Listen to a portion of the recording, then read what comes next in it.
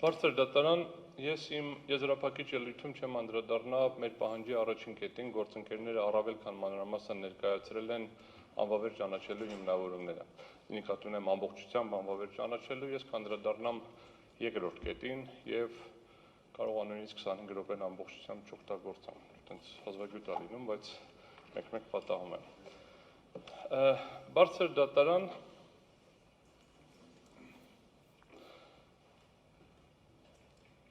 Ուզում եմ ուշադրություն հրավիրել, որ երկրորդ հարցի լույսի ներքո այս հարցը այլևս թվերի հաշվարկի դաշտում չի, 10-ական տոկոսի, 10-ական չի, 1000-ական տոկոսի ինչ-որ կետի հաշվարկի խնդիր չունենք։ Այդ դաշտում արդեն հիմնավորել ենք դատաքննության ամբողջ ընթացքում, որ կան լրջագույն խնդիրներ։ Ես ուզում եմ ներկայացնեմ փաստերի այն շրջանակը, որը հիմք է տալիս պնդելու, որ այն դեպքում, եթե դատարանը ամբողջությամբ անվավեր չճանաչի ընտրության արդյունքները, իսկ ես ակնկալում եմ, որ պետք է անվավեր ճանաչի, առնվազն պետք է կայացնի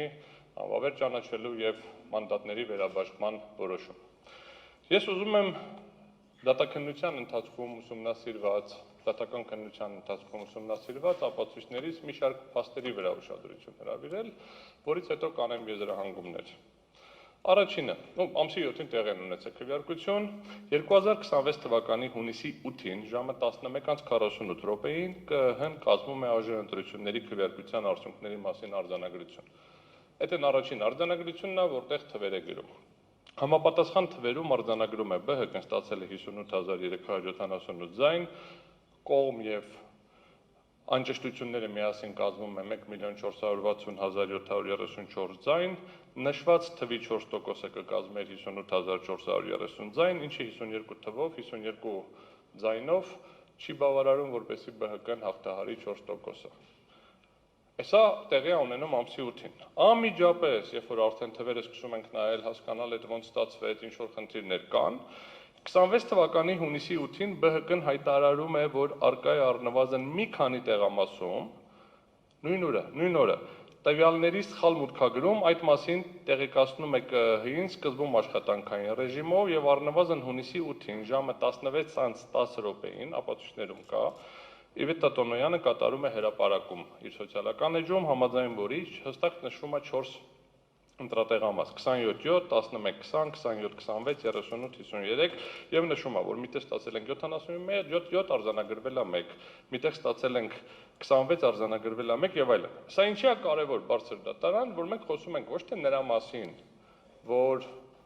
սխալ են հաշվել, այլ հաշված է եղել, ճիշտ, սխալ է փոխանցվել աղյուսակին։ Սա շատ ֆունդամենտալ խնդիր է։ Մի բան է, երբ որ մենք հաշվարկի ժամանակ ընտրատեղամասում սխալ ենք հաշվում, դրա գործիքը վերահաշվարկն է։ Մի բան է, որ ճիշտ հաշվել ենք, արձանագրությունը ճիշտ գրել ենք, այն կենտրոնական ընտրական հանձնաժողովը չի կարողանում այդ թվերը ինչ որ ձևով մուտք անի։ Ինչի եմ սա ասում կարևոր է, որովհետև եթե ճիշտ հաշվեր, ամսի 8-ին ասելու էր ԲՀԿ-ն հաղթահարել է 4%-ի շեմը, բայց շարունակենք։ Ամեն դեպքում այդ տարբերակով արձանագրել։ 26 թվականի հունիսի 9-ին հաջորդ օրը ԲՀԿ-ն դիմում է ներկայացնում կենտրոնական ընտրական հանձնաժողովում, դիմումը գործի նյութերում կա, որտեղ ասում է, որ ԱԺ ընտրությունների ընթացքում իմ նշված 4 ընտրատեղամասերում ստացված արդյունքները հաշվի առնելով դրանք արտացոլել, պահանջում եմ արտացոլել եւ արձանագրել որպես տվյալ ընտրատեղամասերից ստացված արդյունքներ, ոչ թե վերահաշվարկ, ոչ թե ճշտեք այդ ձեր աղյուսակը։ Ինչա տեղի ունենում Տիկին Հովհաննիսյանը ներկայուս չի այդ միասին, կոմպյուտերում այդ թվերը ուղում են։ Այդ պահի դրությամբ ԿԸՀ-ն արդեն գիտի, որ ԲՀԿ-ն հաղթահարում է շեմը։ Դրանից հետո հունիսի 10-ին Իվետա Տոնոյանը անում է մեկ այլ հրապարակում, որը առկա է գործի նյութերում, որտեղ ասում է, որ վերջին 2 օրերի վերահաշվարկների արդյունքում, որովհետև ֆորմալացված պրոցեսի անունը դնում են վերահաշվարկ, մնացած 600 քանի տեղամասերի հետ վերահաշվարկ են անում, ԲՀԿ-ի օգտին արդեն ավելացել է 140 ձայն, ԿԸՀ գործընկերների հետ աշխատանքային համագործակցության արդյունքում քվեների վերականգնման գործընթացն այս պահին ընթացքի մեջ է, Տիկին Տոնոյանը չգիտեր ախր, բայց գրել է, այս տվյալները վկայում են այն մասին, որ գործնականում եւ առողջ բանականության շրջանակներում չկա որևէ խոչընդոտ, որ կխանգարի ԲՀԿ-ին լինել ԱԺ-ում։ Այս հրապարակումն է։ Սա ամսի 10-ին, այսինքն եղել է 8, 9, 10, դրա մասին ԿՀ-ն լավ տեղյակ է, սոցիալական մեդիայում են քննարկում, դիմումներ կա, հեռախոսային զանգ ենք ունենում աշխատանքային ռեժիմով, ինչ քննարկեցինք, ԿՀ-ն ասում էր, դե աշխատանքային ռեժիմով կարում ենք կարգավորենք, ձեզ չեն խոշի, դու դե կարգավորվել է, այդ պահին իմացել է։ 26 թվականի հունիսի, այսինքն այս պահի դրությամբ, ներողություն, 26 թվականի հունիսի 12-ին 11-ից մի օր հետո, 12-ին, ԿՀ-ն հրապարակում է, ժամը գիշերը 10:10, 22-ին, ներողություն, 10:20, 22:20, ԿՀ-ն հրապարակում է հաղորդագրություն, համաձայն որի ԿՀ-ն ամփոփել է ընտրատարածքային ընտրական հանձնաժողովների իրականացված վերահաշվարկի արդյունքները, վերահաշվարկվել են 637 ընտրական տեղամասերի քվեարկության արդյունքներ ու գրված է։ Այս կուսակցության ձայնը այսքանը ավելացավ այսքանով, այս մեկի այսքան ձայնը պակասեց այսքանով, ԲՀԿ-ի դեպքում գրված է ամսի 12-ին, 11 ինչ է, 12-ին, որ ԲՀԿ-ի 58378 քվեն ավելացել է 147-ով։ Դրանից մի օր առաջ, այն որ ասում չգիտե, դե չէր ազդում այն ժամանակ արդյունքների վրա, որոշել է Կենտրոնական ընտրական հանձնաժողովը ընդունել է երկու որոշում, 254 եւ 255, որով անվավեր է ճանաչել երկու տեղամասերը։ Ես կրկնում եմ, ամսի 11-ին անվավեր է ճանաչել, ապացույցներով երևում է, բայց ամսի 12-ին դեռևս հրապարակել է, որ վերահաշվարկի արդյունքով ավելացել է։ Գալիս ենք ամսի 14, այդ 14-ը այդ ընկետն է, որտեղ ինքը իմի է բերում այս ամբողջը, ինչ արդյունքներ կունենան։ Եվ ամսի 14-ին Կենտրոնական ընտրական հանձնաժողովը ընդունում է այդ արդյունքների եւս մեկ որոշում,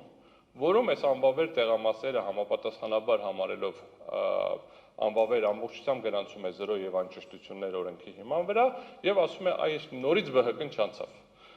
Բայց հաջորդ որոշումը, որը ընդունում է, ասում է անցել է լրիվ արդար եւ ես գտնում եմ, որ 4%-ը չի հաղթահարել, համապատասխանաբար մանդատների բաշխմանը չի մասնակցում։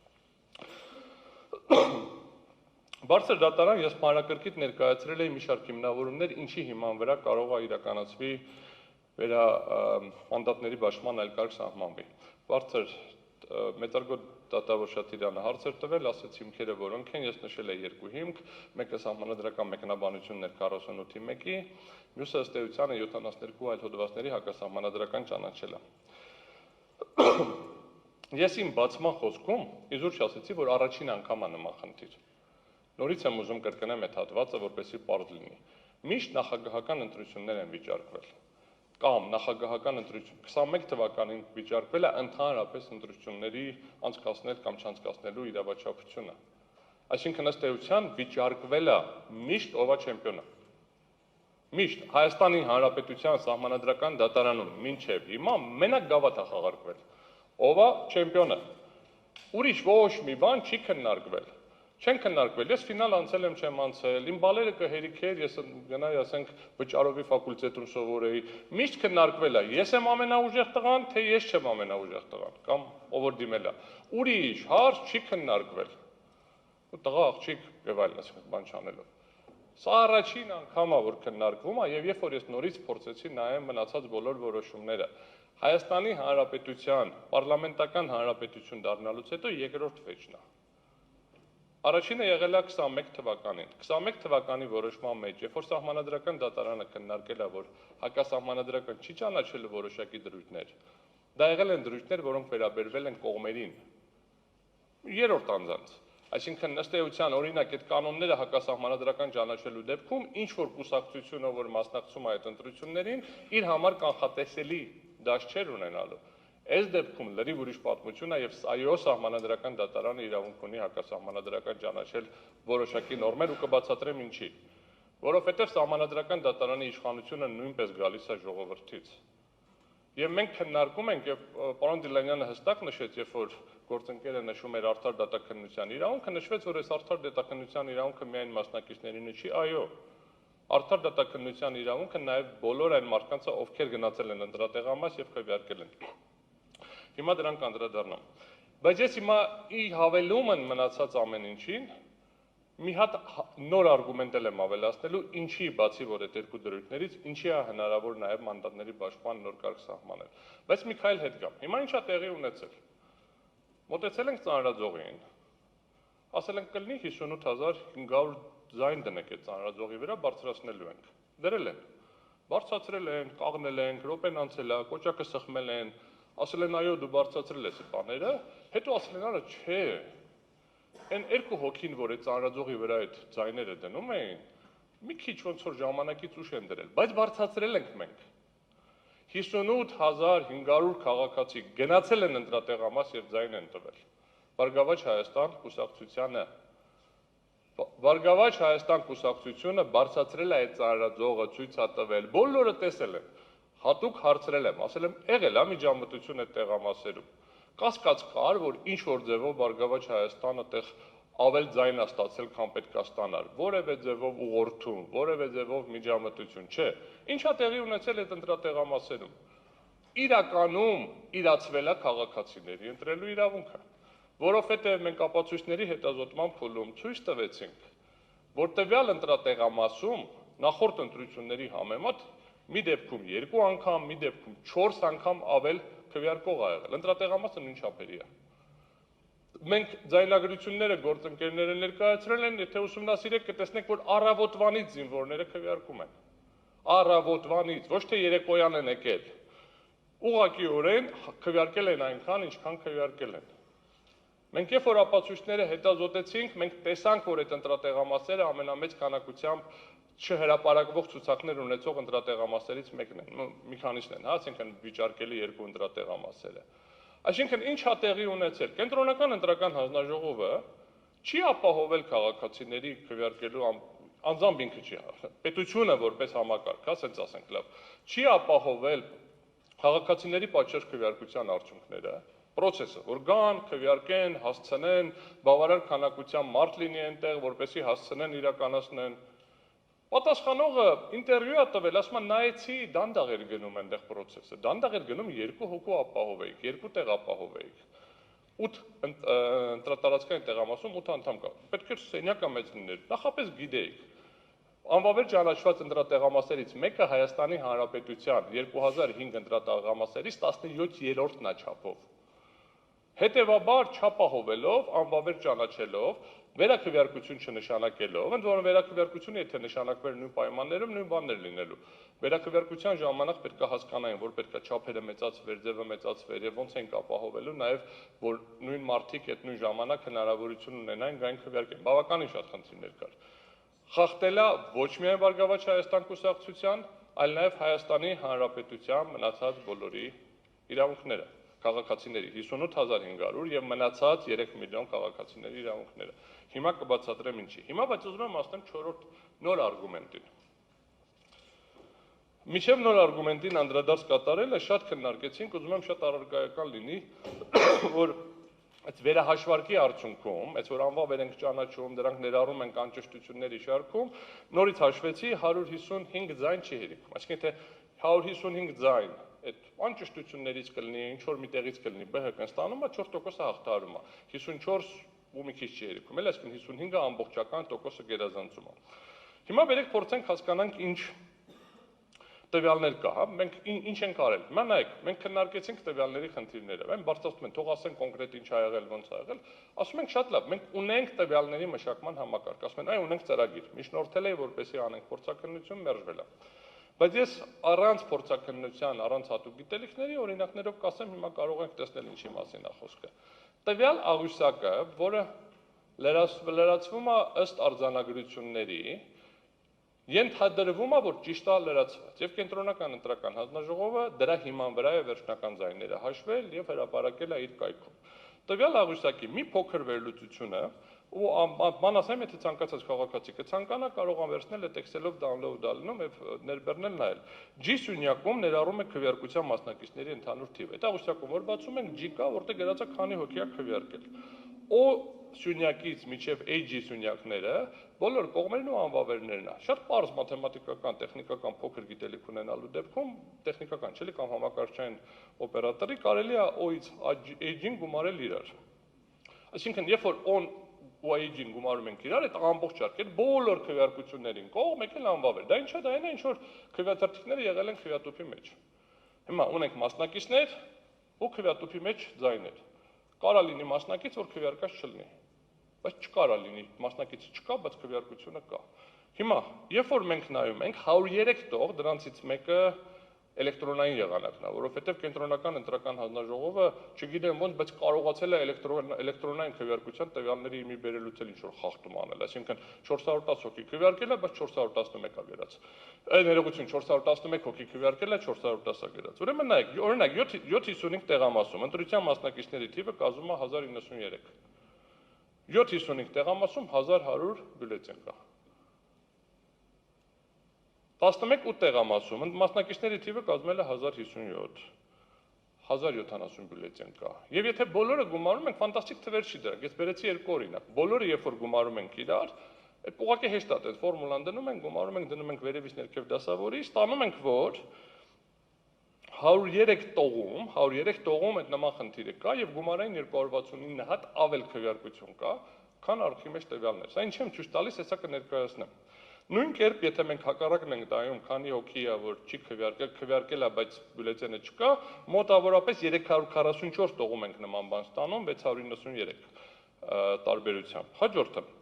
նմանատիպ խնդիր է առաջանում, երբ համադրում ենք կտրոնների եւ դրոշմանիչների քանակը, կտրոնների եւ քվեատերտիկների քանակը։ Այսինքն այս սյունյակում տվյալներ կա։ Տվյալները որը հետ համեմատենք, առնվազն 20%-ի մոտ անհամապատասխանություն կա այդ տողերի։ Տարբեր տողերի դեպքում տարբեր չափերով։ Երբ համադրում ենք տեղամասային կենտրոններին հատկացված ինքնասոսնձվող դրոշմանիչների քանակը, որ կպցրել են, որից հետո այդ քվեաթերթիկը համարվել է վավեր։ Այդ հաշ սյունյակում է գրված եւ չօգտագործված ինքնասոսնձվող դրոշմանիչների քանակը այն սյունյակում է։ Մեկից որ հանում ենք մեկը, ենթադրվում է մնաց այն բոլորը, որը կպցրել ենք։ Եթե ամբողջը տվել ենք այսքան, վերջում մնացել է այսքան, տարբերությունը այն ինչ որ կպցրել ենք։ Ստանում ենք այդ օգտագործվածների քանակը, երբ ստացված թիվը համադրում ենք կողմ քվեարկած եւ անվավեր թվի հետ, այսինքն ասում ենք ինչքան բյուլետեն կա։ Կարա բյուլետենների քանակը մի քիչ շատ լինի, որովհետեւ դե ասենք ենթադրենք անվավեր ա եղել, չեն կպցրել, գցել են։ Դա էլ է հարց, ոնց է կարողացել գցի այդ արխի մեջ, որ առանց կպցնելը, որտեղ կողքը մարդը նստած է, կպցնում են նոր է բացում, բայց ամեն դեպքում հիմա երբ որ այդ վեր ենք լուծում, ստացվում ենք, որ գումարային 150 տեղամասում, չհաշված էլեկտրոնային քվեարկությունը, դա էլ է խնդիր, որտեղ դե 0 է, բան չկա, այդ դրոշմանիչ չկա, 150 ինքնասոսնձվող դրոշմանիչ ավելացել է։ Օրինակ 21 տեղամասում տրամադրվել է 1800 ինքնասոսնձվող դրոշմանիչ, որից չի օգտագործվել 722-ը, այսինքն 1078-ը օգտագործվել է։ Տվյալ տեղամասում քվեաթերթիկների քանակը կազմել է 1088։ Եթե այդ դեպքում, ոնց որ ասեցի, կարող է հակառակը լիներ, ապա հակառակ դեպքն էլ կա, որում 206 տեղամասերում 441 տարբերություն կա։ Այսպես կոչված փակ ցուցակների համադրում արեցինք։ Պարզվեց, որ 4-ից 5000 տարբերություն կա, ոչ մի բացատրություն չտվեցին, դատարանը ապացույց ձեռք բերելու հնարավորություն ուներ աշխատանքային խումբ ստեղծելով, ինչը սահմանված է աշխատակարգում, բայց դա չարվեց, անընդհատ ասում են, դե ասեք որն է, ասել են, ցուցակներով տվել են տարբերությունները։ Մենք պարզեցինք, որ տվյալների ճշտման համակարգում պարզեցինք, դա հարց է եղել, պատասխան է եղել։ Պատասխանողը չի իրականացնում այս ստորագրությունների հաշվարկ, վերահաշվարկ, համադրում, ստուգում։ Ուղղակի տենց կա, մատյանները վերցնում, հրապարակում է։ Պարզեցինք, որ հրապարակելուց կիսատա հրապարակում, հետո ամբողջն է հրապարակում։ Բայց այդ տվյալների համադրումը ցույց է տալիս, եթե սկզբում եղել էր 27000 տարբերություն, երբ որ համադրում ենք փակ ցուցակով այդ արկա տվյալների հետ, մի քիչ ավելի շատ էր մնում, այդ որ հետո թիվը նվազել էր,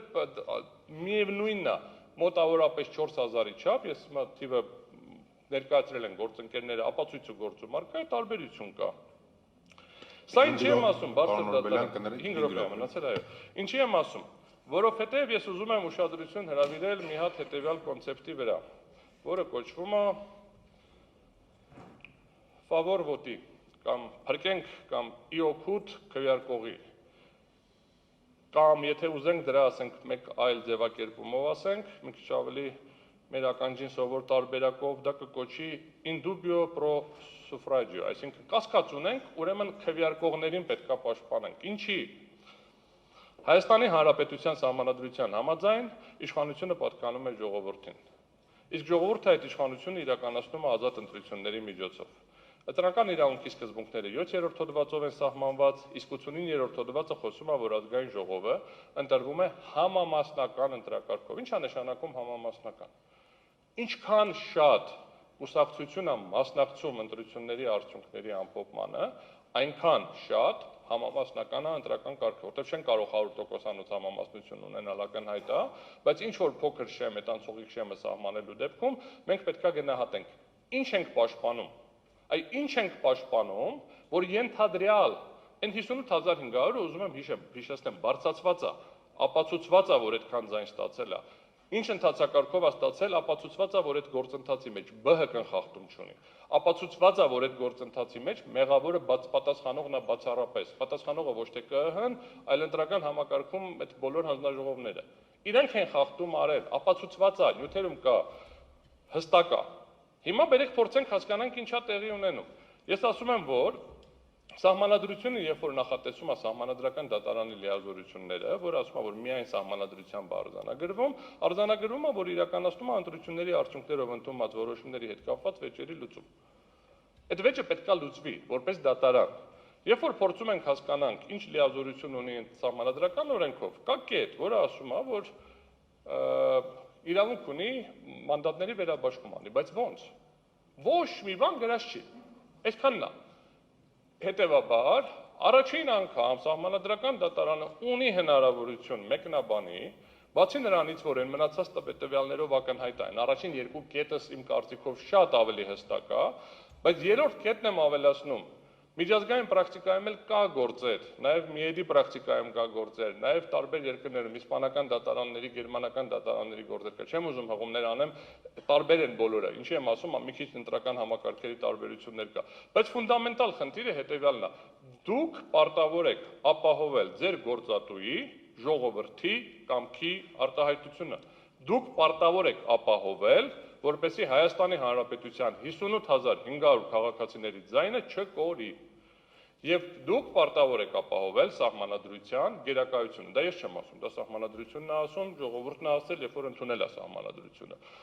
Դա ասում են Հայաստանի Հանրապետության իշխանության կրողները։ Իսկ ինչպես դա ապահովել։ Եթե ԲՀԿ-ն անցնում է, այս խախտումները եթե ազդեցություն ունեցել է, չի ունեցել, ես ցույց տվեցի, որ ինչ աստիճանի խախտումներ են, որի շրջանակներում անհնար է միանշանակ պնդել, որ 153 չի եղել։ Կա բարձրացնելու փաստը, որ 58500 ձայն ստացել է ԲՀԿ-ն, որը 4%-ից ավել է, կա գործողություններ, որով անվավեր են ճանաչել ինչ-որ տեղամասեր, որով ստացվել է, որ չի անցնում, եւ արդյունքում ստացվել է մի իրավիճակ, որ ԲՀԿ-ն դուրս է մնացել, բայց ժողովրդի կամքը ինչ է եղել։ Եղել է այն, որ ԲՀԿ-ն անցնի, որովհետեւ 4%-ը գերազանցել է։ Դա է եղել ընտրողների կամքը։ Պարոն Հովակիմյանը պարզ հարցին չպատասխանեց։ Վերջը որ որոշումը անվավեր չճանաչել, անցնում էր թե չէ, իհարկե անցնում էր։ Դե չեմ կարող, որովհետեւ իրան ասել են չհամաձայնվես։ Որ ասեն կպատասխանես, կպատասխանել։ Իրան ասել են չպատասխանես, ինքը չի պատասխանել։ Հետա խնդիրը բարձր դատարան, հետևյալն է խնդիրը, դուք հիմա ոչ թե պետք է մաթեմատիկական խնդիր իրականացնենք, ոչ թե պետք է տեսնենք ում մաթեմատիկական հաշվարկներն են առավել լավ, պակաս լավ, ումն է ճիշտ, ումն է սխալ, սա սահմանադրության գերակայության մասին, ունեմ եւս րոպեու կես, սահմանադրության գերակայության մասին վեճ է, եւ սահմանադրությունը կգերակայի Եթե մենք այս բոլոր խախտումների եւ անճշտությունների լույսի ներքո, ես այն անվավերից դուրս եմ ասում, տեսնենք, որ այս հնարավորություն չի տալիս քաղաքացու ձայնի փոխանցումը բերել վերջնական 100%-անոց ճշտությամբ, իսկ շեղումը ավելին է, ես ինչպես նշեցի իմ ելույթների ժամանակ, որ հնարավորություն չի տալիս ասել, որ չի անցել։ Հետևաբար նույնիսկ եթե 58500-ը չլներել, այս որ ձայների տարբերություն են քննարկում, պարտավոր ենք որոշել, որ ԲՀԿ-ն պիտի անցնի, որովհետև եթե կասկած կա ԲՀԿ-ն հավաքել է թե չէ, ուրեմն պիտի լինի, որ ԲՀԿ-ն անցել է։ Հակառակ դեպքում ունենք մի տարբերակ ամբողջ Հայաստանում վերաքվեարկություն։ Այսքանը հաշվի առնելով բարձր դատարան, միջնորդում եմ, խնդրում եմ անվավեր ճանաչել ընտրության արդյունքներն ամբողջությամբ, կամ եթե կգտնեք այս որ դա կիրառելի չի, ապա անվավեր ճանաչել եւ նշանակել մանդատների բաշխման նոր կարգ, որի արդյունքում ԲՀԿ-ն կստանա 5 մանդատ։ Մնացածի հաշվարկը ըստ էության կա, կարող եմ ներկայացնել թվերը, եթե անհրաժեշտ է, կլներ 1 վայրկյան, հիմա ասեմ ոնց կբաշխվեց։ Ամեն դեպքում հաշվարկի մասով կարծում եմ բարդություն չի լինի, բայց կլիներ 61, 5, 11, 28 ոնց որ թե այդ վեճ աշխատքով էր գալիս։ Այսքանով շնորհակալություն։ Շնորհակալություն։